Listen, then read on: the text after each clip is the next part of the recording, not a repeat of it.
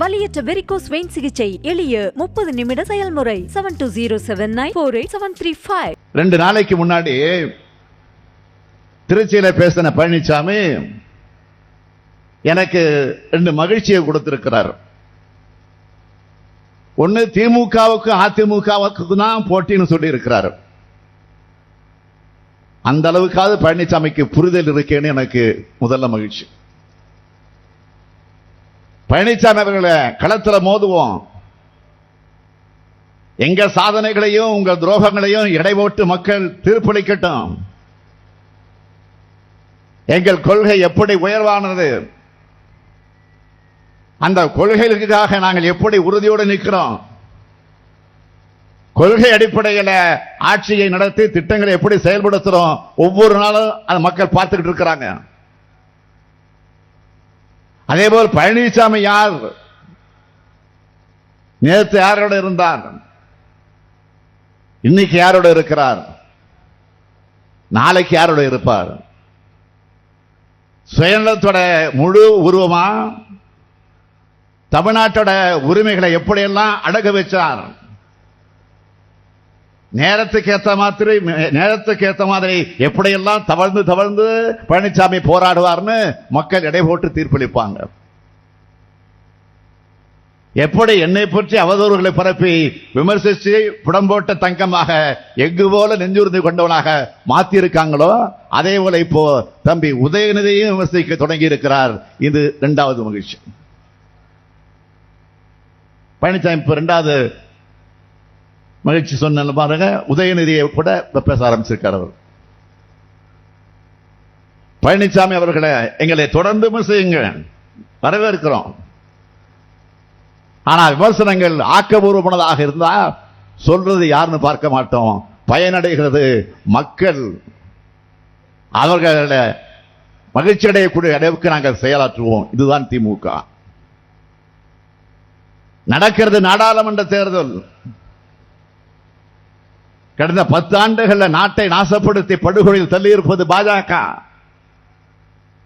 எந்த பாஜக? மோடிதான் நீங்க டாடின்னு பாதம் தாங்கிகளா தூக்கி தலையை சுமந்தீங்கள படுபாவிகள் பாஜக.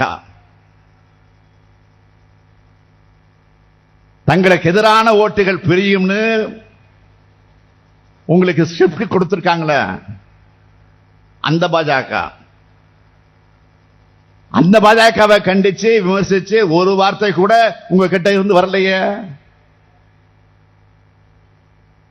எஜமான விசுவாசம் தடுக்குதா? பழனிசாமி அவர்களே,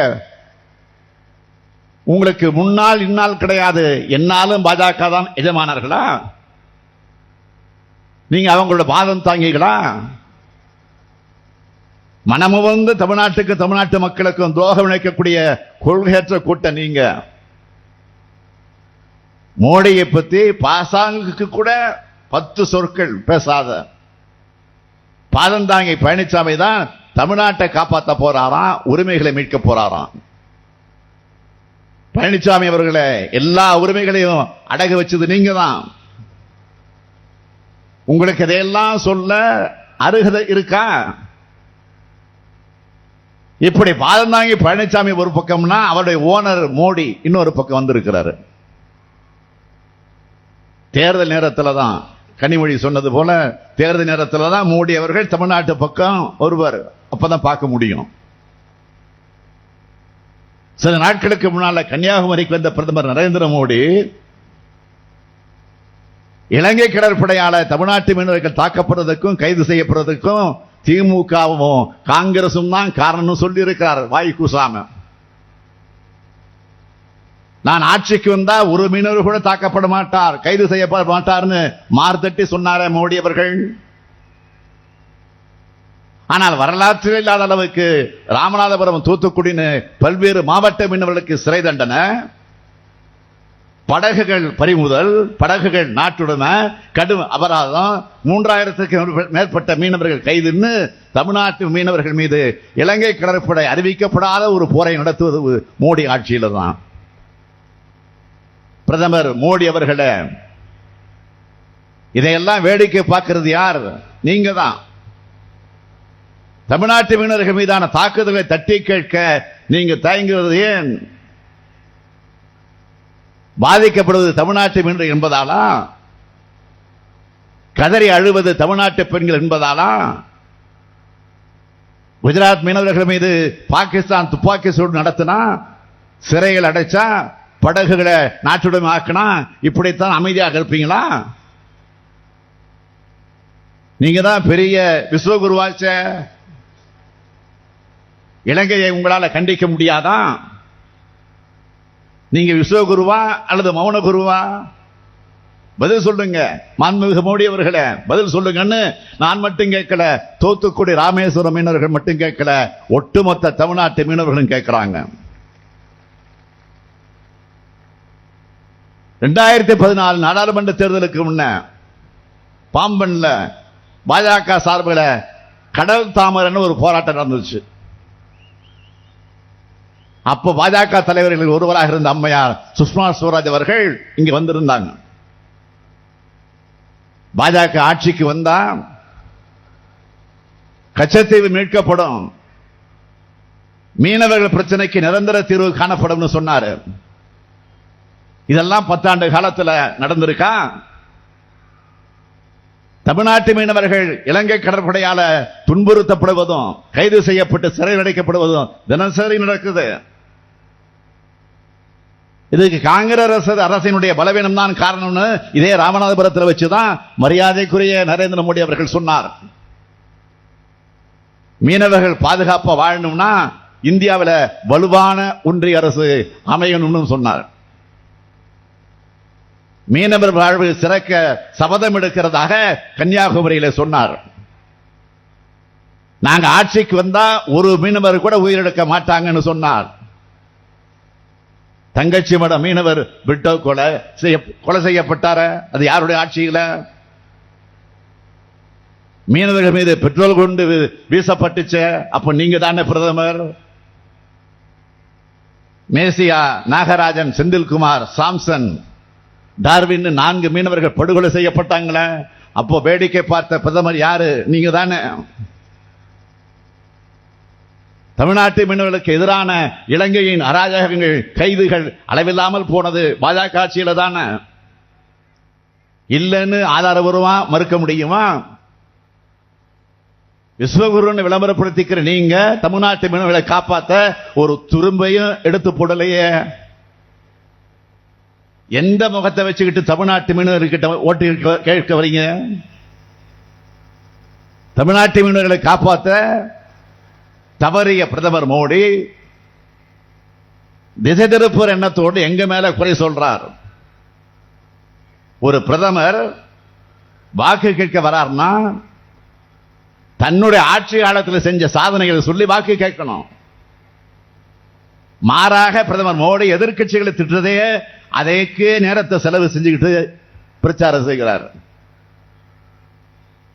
பாஜக ஆட்சிக்கு வந்தா வெளிநாட்டில் இந்தியர்கள் பதுக்கி வச்சிருக்கக்கூடிய கருப்பு பணத்தை மீட்டு ஆளுக்கு 15 லட்சம் ரூபாய் தருவேன்னு சொன்னார, தந்தாரா? 15 லட்சம் வேணா 15,000 தந்தாரா? 15,000 வேணா 15 ரூபாயாவது தந்தாரா? இல்லையே. உண்மையை சொல்லணும்னா சுருக்கு பையில் இருக்கிற பணத்தை கூட எப்படி உருவலாம்னு திட்டம் போடுறாரு. ஆண்டுக்கு 2 கோடி இளைஞர்களுக்கு வேலை வாய்ப்பை உருவாக்கி தருவேன் சொன்னார, எங்கே அந்த வேலை வாய்ப்புகள்? உண்மையை சொல்லணும்னா கடந்த 50 ஆண்டுகள் இல்லாத அளவுக்கு இப்போ மோடி ஆட்சியில தான் வேலை வாய்ப்பின்மை தலைவிரிச்சு ஆடுது. உழவர்களுடைய வருமானம் 2 மடங்கு ஆகிடுச்சா கேட்கிறேன், அறிவிச்சீங்களா? உழவர்களுடைய வாழ்வாதாரத்தை பாழாக்கிற 3 வேளாண் சட்டங்களை கொண்டு வந்து விவசாயிகள் தலைநகர் எல்லையிலே போராட விட்டு அவங்க வெயிலையும் மழையையும் கஷ்டப்படுறதை பார்த்து சந்தோஷப்பட்டீங்களே? ஏதோ எதிரிகள் நம்ம நாட்டு எல்லைக்குள்ள நுழைஞ்சது போல தாக்குதல் நடத்தினாங்க. விவசாயிகள் எதிரிகள் போல நடத்துவதுதான் மோடியின் மாடலா? அடுத்ததா ஒன்று சொன்னான், வீடு இல்லாதவங்களுக்கெல்லாம் இந்தியாவில் வீடு இல்லாதவங்களுக்கெல்லாம் எல்லாருக்கும் வீடு தர போறேன்.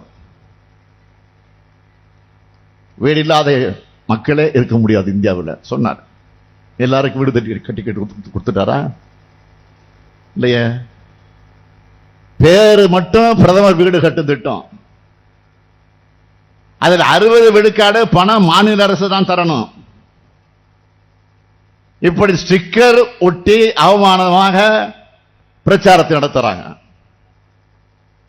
இதனாலதான் நாங்க சொல்றோம், வாயால வட சுடுவார் மோடின்னு சொல்றோம். தமிழ்நாட்டுக்கு தந்த எந்த வாக்குறுதியாவது மோடி நிறைவேற்றிருக்கிறாரா? 2014ஆம் ஆண்டு ராமநாதபுரத்திற்கு வாக்கு கேட்டு வந்த மோடி அவர்கள் என்ன சொன்னார்? மிகப்பெரிய புண்ணிய தலமான ராமேஸ்வரம் சுற்றுலா தலமாக மாற்றப்பட்டு உலகத்தினர் அனைவரும் வந்து செல்லக்கூடிய அளவுக்கு அதை நான் எழுச்சியோடு ஏற்பாடு செய்வேன் சொன்னார்.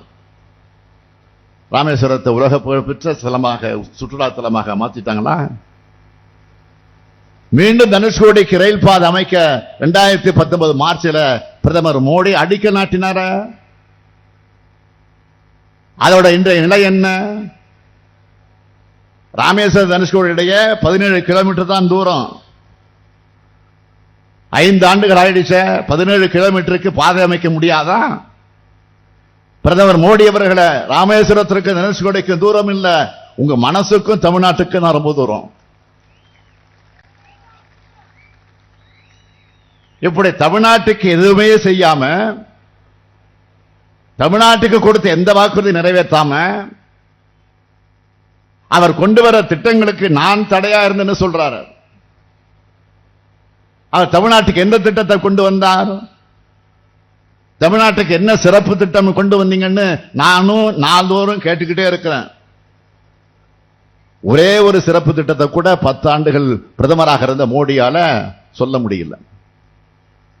ஆனா நம்முடைய திராவிட மாடல் அரசு பொறுப்பேற்றுக்கிட்ட இந்த 3 ஆண்டுகளை நிறைவேற்றின திட்டங்களை சொல்லட்டுமா? திராவிட மாடல் அரசு என்பது தமிழ்நாட்டு மக்களுடைய அரசு. பெருந்தலைவர் காமராஜர் சிந்தனைகளையும் உள்வாங்கி நடைபெறுகிற அரசு. அதோட அடையாளமாகத்தான் பெருந்தலைவர் காமராஜர் மாணவர்களுக்கு மதிய உணவு வழங்கினது போல காலையிலே பள்ளிக்கு வர குழந்தைகளுக்கு வெறும் வயிறோடு இருக்கக்கூடாதுன்னு காலை உணவு திட்டத்தை செயல்படுத்திக்கிட்டு இருக்கோம். வலியற்ற வெரிகோஸ் வெயின் சிகிச்சை எளிய 30 நிமிட செயல்முறை. 7207948735. செய்திகளை உடனுக்குடனும் துல்லியமாகவும் தெரிந்து கொள்ள சப்ஸ்கிரைப் பண்ணுங்க.